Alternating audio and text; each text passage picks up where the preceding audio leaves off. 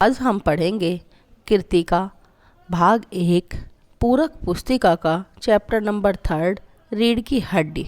ये हमारा चैप्टर पहले हमने स्टार्ट कर रखा था, एक वीडियो हम इसकी भेज चुके थे। अब हम आगे पढ़ेंगे। तो बच्चों, हमारा विषय चल रहा था कि प्रेमा कहती है कि जब तक वो आएंगे तब तक रतन मक्खन लेकर आ ही जाएगा। दो ही तो आदमी हैं। अब वो दो आदमी कौन है, आगे सुनो। पहला, अब राम स्वरूप जी कहते हैं, हाँ, एक बाबू गोपाल प्रसाद और दूसरा खुद लड़का। देखो, उमा से कह देना जरा करीने से आए। अब राम स्वरूप जी कहते हैं कि उमा से कहना कि जरा तरीके से आए। ये लोग जरा ऐसे हैं। गुस्सा तो मुझे बहुत आता है इनके दख्यानुसी ख्यालों पर। दख्यानुसी मतलब पुराने विचारों पर। खुद पढ़े लिखे हैं, वकील हैं, सभा सोसाइटी में जाते हैं, मगर लड़की चाहते हैं ऐसी जो ज़्यादा पढ़ी लिखी ना हो। अब उसने कहा ये लोग ऐसे हैं कि सब जगह जाते हैं, भाई पढ़े लिखे भी हैं, लेकिन इन्हें लड़की ऐसी चाहिए जो ज़्यादा पढ़ी लिखी ना हो। प्रेमा और लड़का। राम स्वरूप, बताया तो तुम्हें, बाप शेर तो लड़का सवा शेर। बीएससी के बाद लखनऊ में ही तो पढ़ता है, मेडिकल कॉलेज में। कहता है कि शादी का सवाल दूसरा है, तालीम का दूसरा। क्या करूं, मजबूरी है। मतलब अपना है, वरना इन लड़कों और इनके बापों को ऐसी कोरी कोरी सुनाता कि ये भी। अब वो कहता है कि मतलब वैसे तो ये आदमी पढ़े लिखे हैं, पर इनमें ऐसी कोई बात नहीं। इन्हें बहू जो चाहिए वो बिल्कुल घर संभालने वाली चाहिए। यूँ हमें इनसे रिश्तेदारी बनानी है, नहीं तो मैं इन्हें बहुत कुछ सुना देता। राम स्वरूप जी कहते हैं। आगे बच्चों, रतन जो अब दरवाजे के पास चुपचाप खड़ा हुआ था। रतन जो नौकर है इनका, उमा का और उसका राम स्वरूप जी का, प्रेमा का और राम स्वरूप प्रसाद का। जल्दी जल्दी बाबूजी, बाबूजी। राम स्वरूप, क्या? राम स्वरूप ने क्या क्या है? रतन कोई आते हैं। राम स्वरूप दरवाजे से बाहर झांक कर जल्दी मुंह अंदर करते हुए, अरे ए प्रेमा, वे आ गए। अपनी पत्नी से कहता राम स्वरूप कि वो आ गए हैं। नौकर पर नज़र पड़ते ही, अरे तू यहीं खड़ा है बेवकूफ़, यहाँ गया नहीं मक्खन लाने? सब चौपट कर दिया।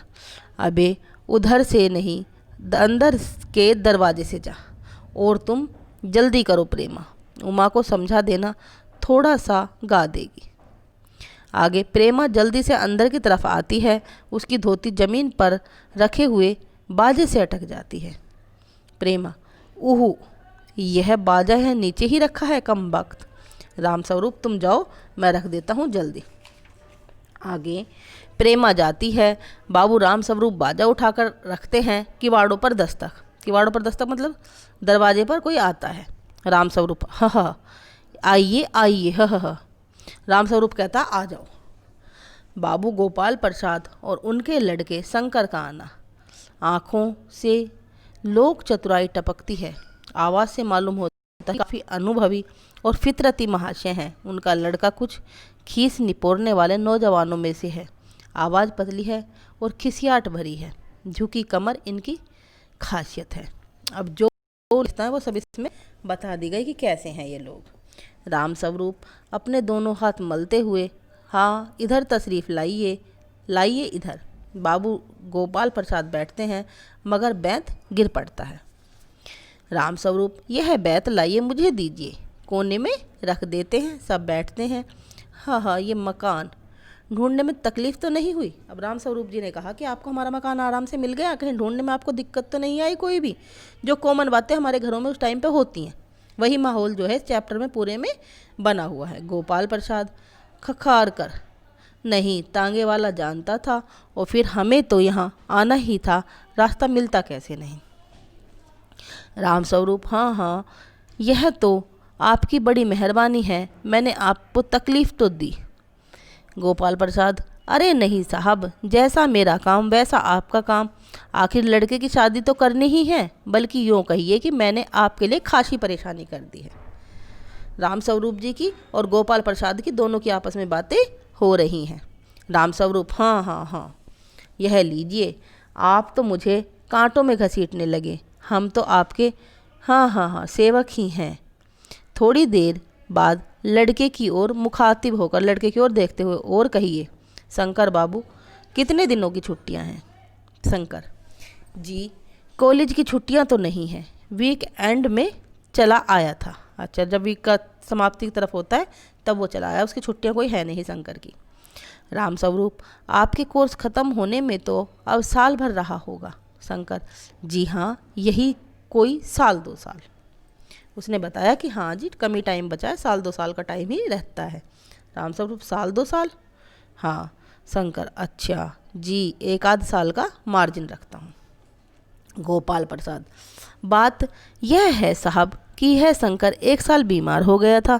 क्या बताएं, इन लोगों को इसी उम्र में सारी बीमारियां सताती हैं। एक हमारा ज़माना था कि स्कूल से आकर दर्जनों कचौड़ियां उड़ा देते थे, मगर फिर भी जो खाना खाने बैठते वैसी की वैसे भूख।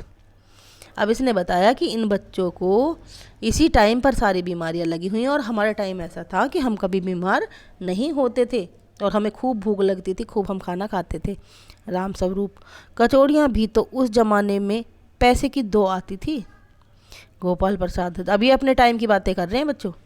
गोपाल प्रसाद, जनाब यह हाल था कि 4 पैसे में ढेर सी बलाई आती थी, और अकेले 2 आने की हजम करने की ताकत थी, अकेले। और अब तो बहुतेरे खेल वगैरह भी होते हैं स्कूल में। तब ना कोई वॉलीबॉल जानता था, ना टेनिस, ना बैडमिंटन। आगे, बस कभी हॉकी या क्रिकेट कुछ लोग खेला करते थे, मगर मजाल की कोई कह जाए कि लड़का कमज़ोर है।